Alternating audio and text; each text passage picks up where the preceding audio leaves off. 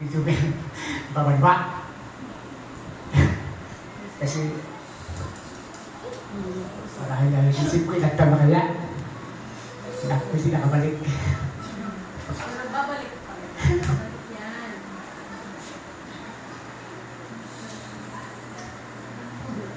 Ito po ay bukso na surrender natin. Ano? Okay, so sa pagkakas ng mga batidan, puri natin Panginoon sapagkat sa matagal panahon na hindi natin pagpapagod na ay panuala pa rin tayo sa ating mga kapatid. So, dahil ay hindi na po namin expect na sa bagong ito ay dito kami dadalo sapagkat wala po sa plano namin mga kapatid. So, maraming mga panukala marahil ay naisipan namin na pagkatapos ng ilang taon ay kami babalik na. Kailangan kayo dahil siguro may tanpan nung sa Bicol. Pagkatapos kumasay ng Pampanga, malipat ng Sursugon, kami po isinampot ng Albay. So sabi ko kaya plano namin Makaten noong nandito pa si Brother Jimmy yung anniversary. Kaya mga kapatid siguro, dito, tanging Panginoon. Sabi sa Santiago 14, kung will ng Panginoon mga kapatid, ito po'y kalooban niya sa atin. Kasi kapag po tayo nagpapasok sa Panginoon, lahat po ay kanya kagustuhan na wala pong makakapilos. Yung po mga kapatid, ang tao hanggang nagpapasok sa Panginoon, ang Panginoon po ang dapat may plano sa Kanya. At hindi po tayo mga kapatid ang gusto na ipipilit pagsikapan natin yung ating sariling gusto. Okay? Mukhang nakaya yata kasi may kamera na tayo, no? Pero hindi po, sa tulang. Tuwing Sabado ho ay namupuksan ko yung aking Facebook. Nakita po ang DSIS. Okay? Nakita po yung aking nag-series ba yan si Pastor Perdon. Dito pa rin dumalo. Yes. Ako'y abit pa rin Pastor Perdon dati mga kapatid. Tuwing sa kanya pong next study mga kapatid, ay binabati ko sinasabi niyo ang Fiska Compound. Sa kanya pong binabasa ni kanyang business na si Ma'am May. Okay? So, nagtaka ako, bakit po, hindi ko kasi, siguro nagkata may birthday yata dito. Kasi di ko na kasi may birthday, at nandito po si Pastor Perdon, nakikisalo niya sa pagkain. Sabi ko sa asawa ko, kasi Pastor Perdon yata ito. Ay siya nga, sabi ko. Okay. So, mga kapatid, ay talagang pagkalingkod na Panginoon ay nagpapagamit kahit po siya idadalhin talaga po siya talagang hindi niya po pinilit sa kanyang sarili sa kailang gawain. Okay? Alright mga kapatid, hindi ko alam siguro mga 5 years kami mula rito. Pero ganito man ay hindi pa rin makalimutan ko ang ating church. Kahit pa din ng panahon. Kasi nakakamiss na rin po siya mga kapatid. Kahit na maliit, kakaunti, ay mga kapatid, hindi po tayo tumitingin saan? Sa dami. Mga kapatid. Importante po si mga kapatid ka na sa kanto ng unang Samuel 16 verse 7 ang sabi doon, kung ang tao mga kapatid ay marunong tumingin saan? Sa panlabas na inyo mga kapatid. Tanda natin, ang Diyos po lagi nakatingin sa puso natin. Hindi titingnan kung saan tayo masaya. Importante mga kung ang kusa natin, puso ay nasa Panginoon. Tama nga po, hindi po mahalaga ang bilang solution. Ang mahalaga mga kapatid, kahit kakaunti, ay nandun po ating pagtatalaga. Baka mga kapatid, kasi po, sabi, ano po na ng Panginoon? 18:20 ng Mateo, kung saan yung isa, dalawa, tatlo na nagkakatipon sa aking pangalan, mga kapatid na natin, naroon ako sa gitna nila.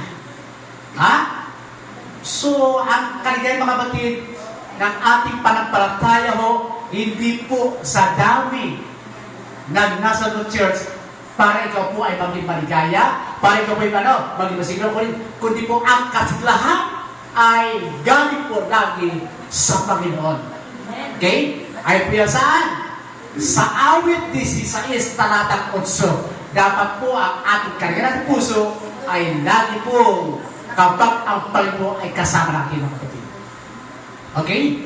Now, sa tanghali ito ay nasa pong pag-iwan na ng mga kapatid ng munting paalala sapagkat hindi po gano'n nakahanda ho.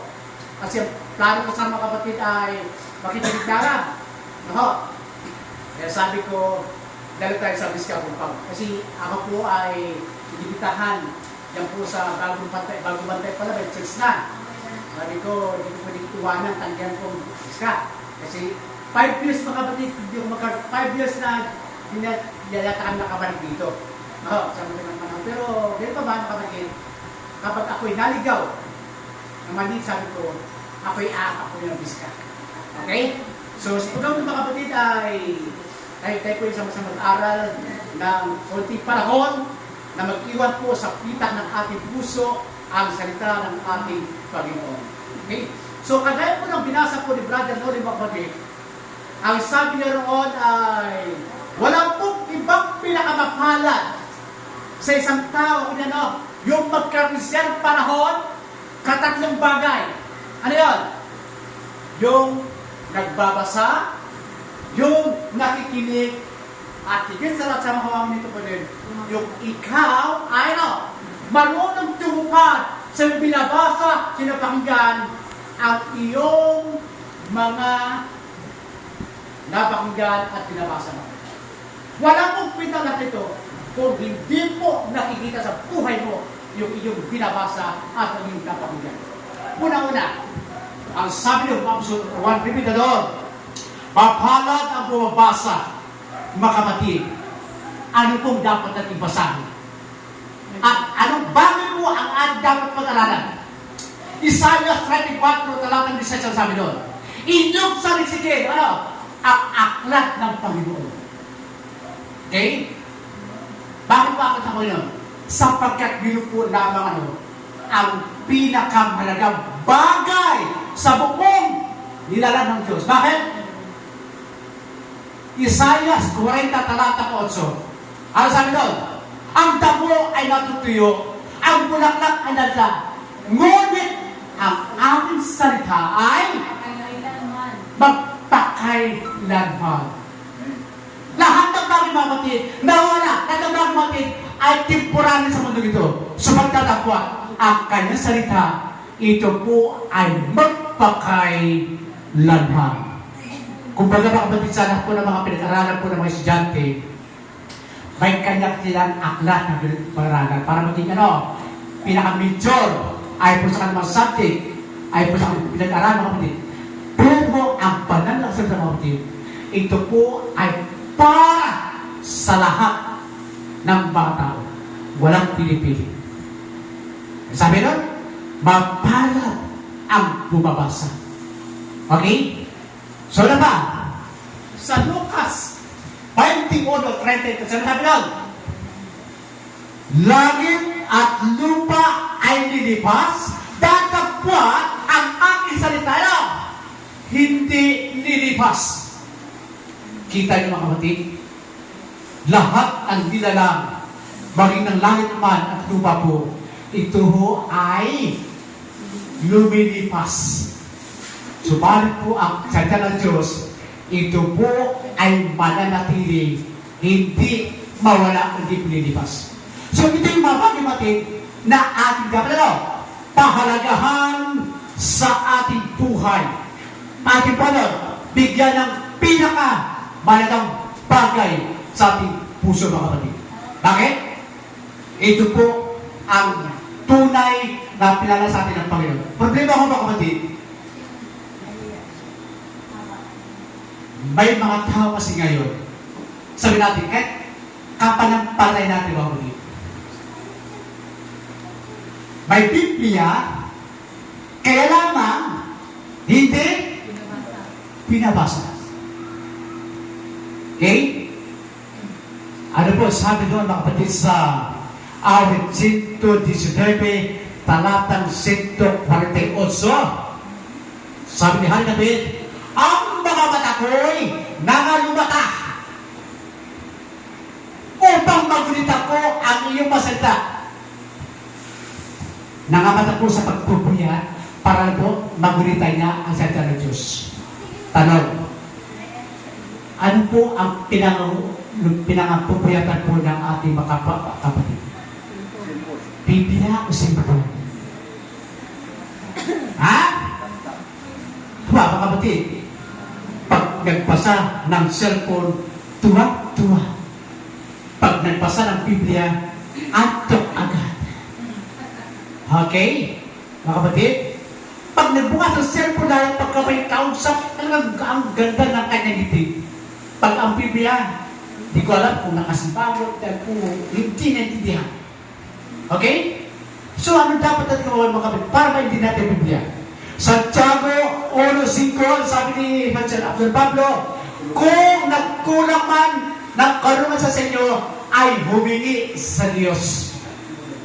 Mga kapatid, gusto po ng Diyos ipaunawa sa atin ang kanyang mga salita. Bakit? Kasi kahit ano pong mga pang-aaral mo ng Biblia, kung wala kang unawa, mga kapatid, hanggang ngayon, hindi mo pa rin mapalago ang spiritual. Ha? Kapatid, tanong ko po, ilang beses ba tayo kumakain sa araw? 3 beses, minsan sobra pa. Tanong mga kapatid, kung ang ating katawang pisikal, tinutulungan natin mapalakas, mapalago, upang ikaw po ay mabuhay. Ang ipo bang spiritual mga kapatid, ilang beses mo pinapakain? Sa isang araw man lang. Ha? Ilang beses mga kapatid? Baka wala pa. Wala. Bakit? 4:4 ng Matthew ang sabi doon. Siya sinabi ng Diyos, hindi lamang nabubuhay ang tao saan? Tinapay. Sa tinapay. Kundi sa bawat salitang lumalabas saan? Panginoon. Sa bibig ng Diyos. Mga kapatid, dalawa po klase ng buhay ang tao. Ngayon, buhay pang pisikal at buhay pang spiritual. Pero po ang ating tutulungan po, buhay ng ating katawan at pisikal. Pero ang spiritual, kumusta po mga kapatid? Lumulusog pa o naging malnourished? Malnourished. Ba? Kayo po nakalimutan mga kapatid. Ang importante mga kapatid, dapat po higit mo binubuhay ang spiritual. Bakit? Kasi pagkat mo po nagmamatay ang pisikal mo, pag hindi ka nabubuhay sa spiritual, wala na pong pakinabang ang buhay mo kapatid. Pero kahit pahinaman ang pisikal mo sa pagkain, busog ka sa spiritual mga kapatid, may pag-asa pa rin sa iba yung pagkakataon. Bakit? Kasi kung kamatayan man, may pakinabang. Pilipos 1:21. Ang mabuhay ay si Kristo, maging ang mamatay, pakinabang. Yan po ang kalagahan sa taong mayroong pananampalataya. May kabuluhan ang buhay kapag ka iyo pong binigyang halaga ang iyo pong pananampalataya, relasyon sa pamagitan po ng pagtulong na lumakas ang yun, spiritual na kalagayan. Kaya po, mapalad ang bumabasa. Okay? Habang ikaw po ay lumulusog ang iyong pisikal, makapatid, sikapin mo rin mapalusog ang iyong spiritual. Dapat po, parehas pong nabubuhay, parehas pong lumalago. Para po makapatid, parehas po silang umuunlad habang ikaw ay nabubuhay. Okay? So, minamahal mo kapatid, para may pagkakataon kasi, kapag ikaw tinanong ng iyong mga kaibigan, kakilala o anumang pamangkapatid, magtatanong sa iyo, bakit ang sigla mo? Bakit ito malakas sa panampalataya? Siyempre mga kapatid, sabihin mo, kasi po, ayon sa salita ng Diyos, ito yung aking natutunan. Kaysa, tinatanong ka, wala kang mabibahag sa Kanya. Kaya sabi ni Pablo, unang Korinto 3:15, kayo'y maghihanda sa pagsagot sa mga tao, humingi sa inyo ng unawa. Alright, mga kapatid? So therefore po, iba yung kay may kalaman kaysa na bakit? 19.2 ng kawikaan. Ang kaluluwang walang kalaman ay hindi mabuti. Tandaan mo kami ha? Dapat po ikaw na manampalataya, mayroon kang kalaman, hindi lamang po sa material o anumang bagay mabuti, kundi kalaman saan? Sa salita ng Diyos. Alright? Ano ba? Mabagal ang nakikinig. Bakit makikinig? Sapagkat sa pakinig, dito po nagkakaroon pagsimulang panampalataya. Romans 17, sabi doon, sapagkat ang paniniwala ay nagagaling sa pakikinig. At ang pakikinig po ay sa panampalataya po ay sa pakikinig sa salita ng Diyos. Dito po sumisibol ang panampalataya, paniwala mo sa pabuti po ng iyong pakikinig ng salita ng Diyos. Pero makapagpunta natin na hindi naman tayo tulad po ng ibang panampalataya makinig na langin. Malay mo kung niluloko ko na ng iyong tagapagturo o pinapakinggan, mahirap din yan. Dapat po, habang pinapakinggan mo, ay dapat susubay ba yan? Susundan. Bakit? Unang Timothy 1:26 ang sabi doon, mag-ingat kayo sa sarili. Mag-ingat kayo sa tinuturo. Sapagkat sa babago nito, sa iyong ginagawa, ang iyong tinuturo at ang makikinig mo, ikaw rin magliligtas sa kanya. Paano po mga kapatid? Kung mali ang turo mo, madadamay po ang iyong tagapakinig. Mapapahawak din sila. So, iba pa mga kapatid, yung ikaw ay wala po sariling binabasa kumpara po sa iyong napapakinggan. Bakit? Santiago 1:22. Ang sabi sa Santiago, hindi lahat ay tagapanito lamang, kundi tagapagtupad ng kanya mga salita. Mga kapatid, wala mong kwentang pakinig kung hindi mo tinutupad sa buhay mo. Ano po sabi ni Lucas, mga kapatid? Lucas 11:28. Ano sabi doon? Oo, mas higit na mapalan ang nagpawasag at higit sa nagpuro, ginaganap sa buhay na. Okay? Yun po ang dapat na makita sa isang lingkod ng Diyos. Samantalang siya nagsisikap mapalago ang kanyang panbataya. Alam mo po kapatid, sa buhay natin ngayon, doon po sa aking hinawakang church, mga kapatid, kami po ay nag-crusade ng 16 na araw. At po, sa awa ng Diyos ay nagbunga po kami ng 12 bagong kaluluwa. Ang problema pa kapatid ay dahil po sa naging kapabayaan din po. Binigyan ng Biblia, sabi ko pag-aralan nyo, hindi po nagtatagal mga kapatid, unti-unting nanalagas. Kahit anong sikap tayo mag-asawa ng alagaan mga kapatid, kung siya naman po ay walang pakialam sa salita ng Diyos, mga kapatid, hindi po tumatalab ang kanilang pagtanggap sa Panginoon. Sayang, mga kapatid. Ang sabi nga doon, mga kapatid, dapat po, kung ikaw seryoso sa iyong panampalataya, dapat po seryoso ka rin alamin ang Panginoon. Hindi yung alamin kung ano dapat ang Panginoon. So may mga kapatid ay yung huli ko na Bible studyhan, siya pa ngayon ang talagang tumatayo sa panampalataya. Talagang matindihan po mga kapatid ang kanyang pagsubok. Pero mga kapatid, nanatili siya sa panampalataya. Kung alin yung huling na tumanggap, yun po ang huling tumayo sa panampalataya. Tanong mga kapatid, hindi po lahat ng tumanggap na nanatili. Ngunit sabi sa 19:30 po ng Matthew, may nauna, may nahuli. Pero pagdating sa katiyasan mga kapatid, talagang ang Panginoon po ay willing doon sa mga nagpapatuloy. Bakit? 8:17 ng Kawikaan, ang sabi doon, akin silang iniibig na mga nagsisiim sa akin. Pero hindi mo ba yung mga kapatid?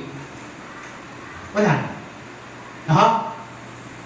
Tagal natin mga kapatid. O sabi nga po, wala pa si ating Panginoon, wala po bang gagawa doon sa mga ayaw sa iyo. Subalit na takwa, ang Panginoon ano, mayroong mga pangako na binitawan. Sabi sa 15 talatang 6 ng Roma, ay Juan, sabi doon, ang nanatili sa akin, kailanman, ay katulad po rin sa sangang, hindi siya mapaparusahan. Okay? So bakit ito po sinabi sa ating Panginoon? Tayo po ay dapat lagi manatili sa Kanya.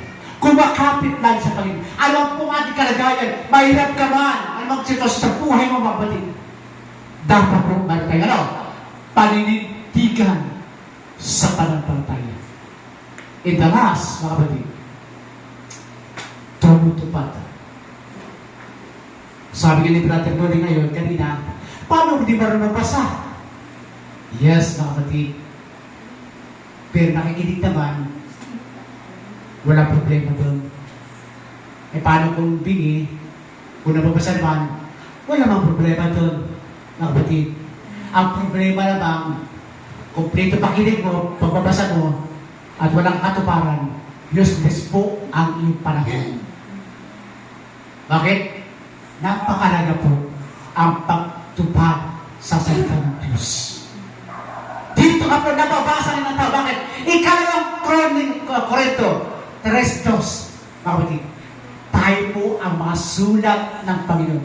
Tayo binababasa ng mga tao nakakita sa atin. Ay, sige nito yan, oh. Dati yan, mga sugar yun, dati yan, nasinggo, pero nagbabago siya. Ha? Nababasa tayo po ng mga tao nakakita sa atin. Kaya tayo mga, sabi ni Pablo, kayo mga sulat ni Kristo. Sapagkat ang mga nakita sa buhay nyo, kayo po'y binabasa. Kahit hindi kayo kilala mga nababasa nila ang iyong pong mga ginagawa. Ha? So, binabahal ko bakit? Tanda natin, sabi nga, sapagkat ang panahon malapit na. Mga kapatid, hindi po hadlang kung bago ka na sa pananampalataya. Kahit matagal ka, kung hindi pa nakita ang pagbabago sa buhay mo, huwag mo na asahan mga kapatid. Kaya sa ating lesson kanina, mapalat lamang yung nasa panig ng Panginoon. Bakit?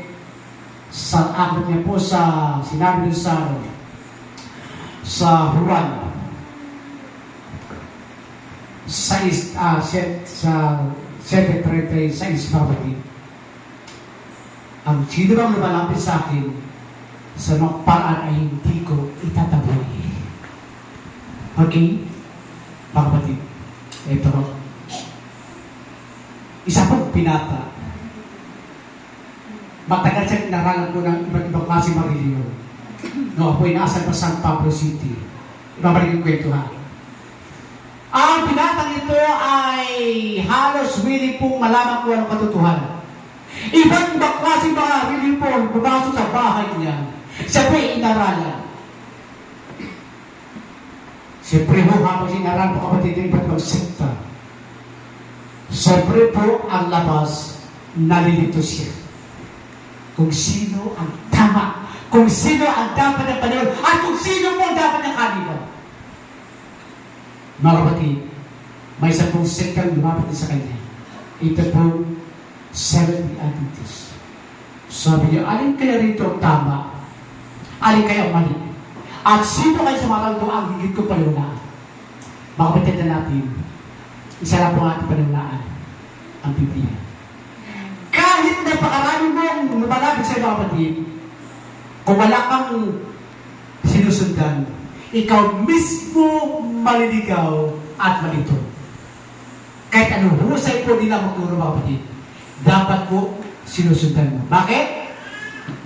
Kolosas 2, ang talata 8, mag-ingat kayo.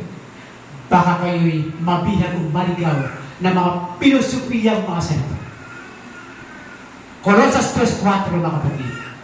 Pinag-iingat tayo sa mga matatamis na salita na mga taong nagbibigay ng mga magandang aral. Bakit mga kapatid? Mahirap mo magtiwala sa tao. Jeremias 5 sabi doon, sumpain ang tao tumitiwala sa kapwa-tao. Tapos magtiwala ka sa kapwa-tao. Kung wala kang sinusunod ng Biblia, mahirap mga kapatid. Baka kapatid, maligaw pa. Nasa kalong tama, di pala ay mali. Bakit? 14:25 ng Kawikaan.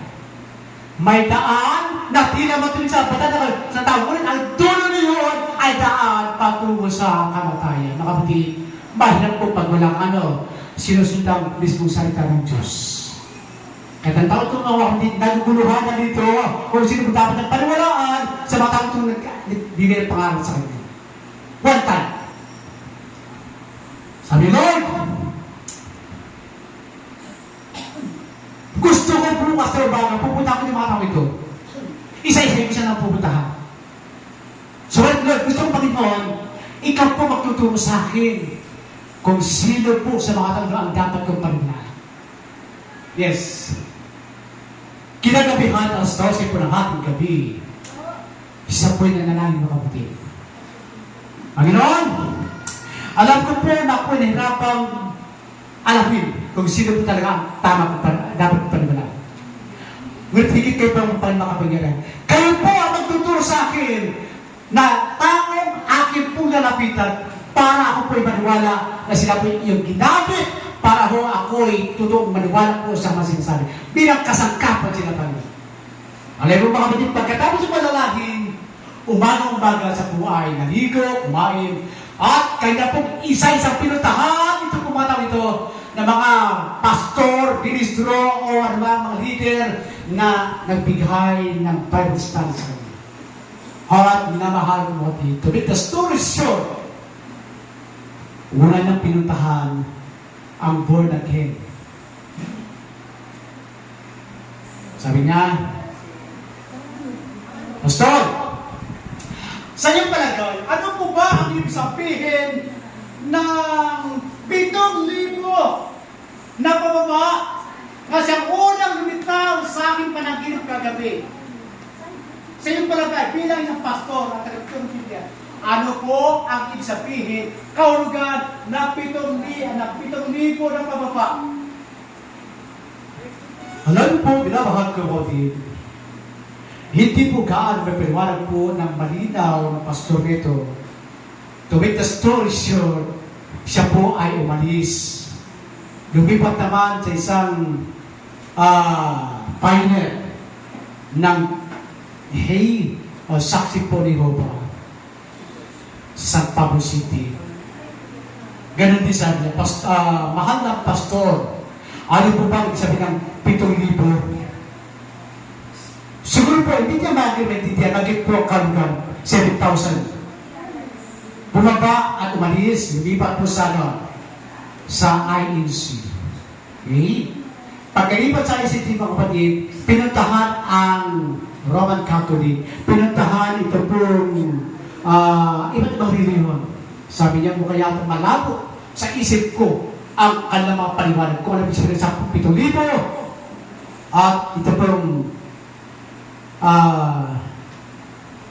una po ay 7,000, pangalawa po ay 10 guhit, pababa, palak, at pagkatapos po lumitaw yung 4 na guhit, mga kapatid. Okay. Sabi niya, ako'y bigo. Nalungkot mo, binatang ito mga kapatid na malaman ang kahulugan ng kanyang pangyayari. Pagdating sa bahay nila, ay nalala niya para isang pastor ng Seventh-day Adventist. Sa katuhan po ni Pastor Swasi. Mga kapatid, pagkagabi pumunta siya kay Pastor Swasi at sinabi niya, Pastor, kayo na naman po ang resepta na dinalaw ko upang bigyan sa akin itong kahulugan ng aking mga napanaginipan kagabi. Sa iyo po palagi, Pastor, ano po ang ibig sabihin ng 7,000 gawin? Sabi ng pastor, alam mo kapatid, na Gilbert, Ang 7,000, ito ay ang 7 taon na kung saan ang 6 na taon, ito yung panahon ng tao ay nabubuhay na matagal. Ngunit ang isang taon ito yung pagbabakasyon ng banal sa langit. Ito yung 1,000 taon na kung saan sa Panginoon ay isang araw lang. Kaya binubo ng 7,000 ang lumitaw sa iyong panaginip. Alright? Ang sabi niya, ganun ba, Pastor? Ano naman po ang sabihin ng 10 guhit na pahalang? 10 guhit na pahalang. Alam mo po, ang 10 guhit na pahalang, iyon ay mula sa panahon ni Moises sa bundok ng Sinai, na kung saan ibinigay ng Diyos ang 10 utos. Kaya 10 guhit. Okay? Pagkatapos ng 10 guhit niyo, may lumitaw ulit na 4 na guhit. Ano po yung Pastor? Ang 4 na guhit, mula sa 10 utos, ibinigay ng Diyos ang ika-4 na ganyan. Remember the Sabbath day to keep it holy. Maliwanag. Mula sa 10 guhit, naroon po si ika-4. Ano?